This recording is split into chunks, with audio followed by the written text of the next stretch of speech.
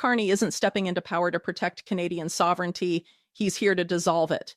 This is not an elected leader with a mandate from the people. This is a banker groomed by global institutions, positioned at the helm of the most powerful central banks in the West, and now parachuted into Canada's top office in the middle of an engineered crisis. Carney was governor of the Bank of Canada during the 2008 crash. Then he was handed the top job at the Bank of England, becoming the first non-Brit to hold that position in over 3 centuries. That wasn't a promotion. That was placement. A signal to the global financial elite that Carney wasn't just one of them. He was ready for the next phase of the project. And that project is global governance, technocratic control, a world where countries exist in name, but real decisions are made by unelected bureaucrats, asset managers, and central banks. Carney has never hidden his loyalties. He's a key figure within the World Economic Forum, a trusted architect of Klaus Schwab's Great Reset. He doesn't just support stakeholder capitalism, he helped design its playbook. He spent the last several years preparing the framework for an economic transition that replaces national interest with global compliance, freedom with surveillance, and sovereignty with dependency. Carney's language is the same coded language used by every WEF loyalist: sustainability, resilience, inclusion, and climate finance. But decode that language and the reality is much darker. What they call climate finance is the commodification of nature, turning forests, oceans, carbon footprints, and even your personal behavior into financial instruments to be tracked, traded, and controlled. It's not about protecting the environment. It's about creating a new asset class for the elite. And once human behavior becomes an asset, it can also become a liability, something to be taxed, fined, or restricted. This is Carney's real vision for Canada, not protection from Trump, but deeper integration into a technocratic system designed in Davos and enforced through digital chains. He is a leading proponent of central bank digital currencies, CBDCs, which are being marketed as efficient and modern, but are, in fact, tools of unprecedented control. Programmable money means conditional money, money that can be restricted based on who you are, where you are, what you say, or how you behave.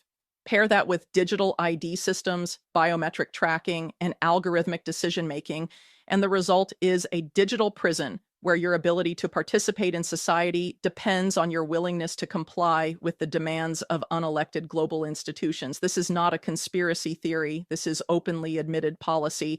Carney has published it. The WEF has published it. The Bank for International Settlements has published it. What they need now is public consent, or at the very least, public submission.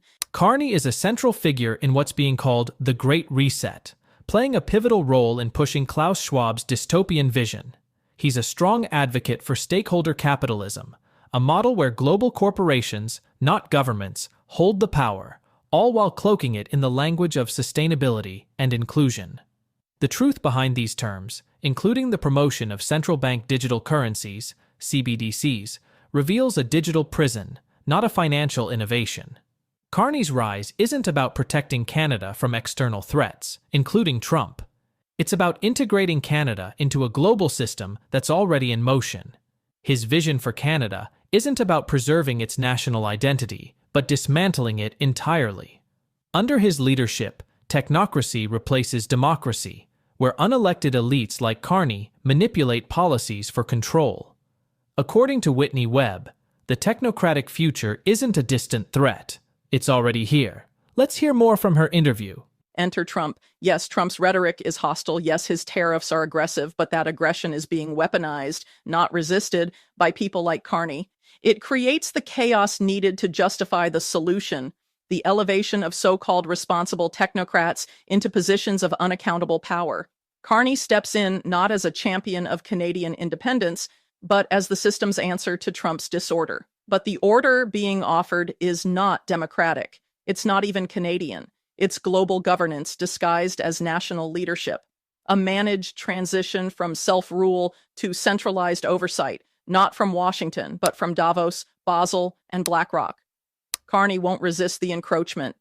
He will facilitate it. Because he's not here to lead, he's here to manage the integration, the merging of financial systems, defense strategies, digital infrastructures, and social controls. And this didn't start with Carney. It's been building for decades through trade agreements like NAFTA and USMCA, through partnerships in biometrics, cybersecurity, and cross-border data regulation.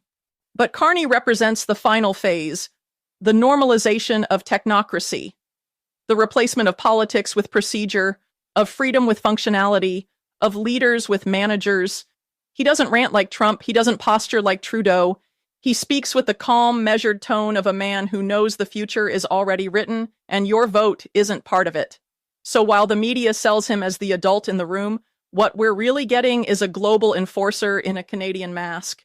A man who speaks for the institutions that created the financial crisis, profited from the pandemic, and are now positioning themselves as the saviors of the climate emergency. It's the same playbook: crisis, reaction, control, and behind it all is a vision of the world that has no room for national identity, individual liberty, or democratic resistance.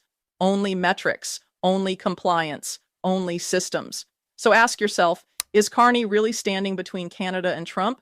Or is he helping to deliver the country into something far more dangerous, a system where sovereignty is obsolete and your freedom is just a temporary privilege, subject to revocation? This isn't about one man, it's about the machine he represents, and unless we name it, expose it, and reject it, Canada may soon become the test case for a new model of governance. One where elections still happen, but the outcome is always the same: rule by the unelected, enforcement by the digital, and ownership by the few. Mark Carney's rise to power in Canada isn't about saving the country. It's about folding it into a larger, faceless global technocratic machine that treats national sovereignty like an outdated relic. While the world's been distracted by trade wars and border squabbles, Carney and his cohorts have been quietly orchestrating the demolition of independent nations, turning them into pawns in a global marketplace. And what are they selling? Your freedoms. Under the guise of buzzwords like sustainability and resilience, Carney's agenda isn't about protecting the environment, it's about controlling every aspect of your life. And it gets worse. Soon, human behavior won't be something private or personal. It'll be a marketable asset, tracked, monitored, and traded like stocks. According to Whitney Webb, everything about you could soon be tracked, quantified, and controlled, from your diet to how often you fly, even down to your political opinions.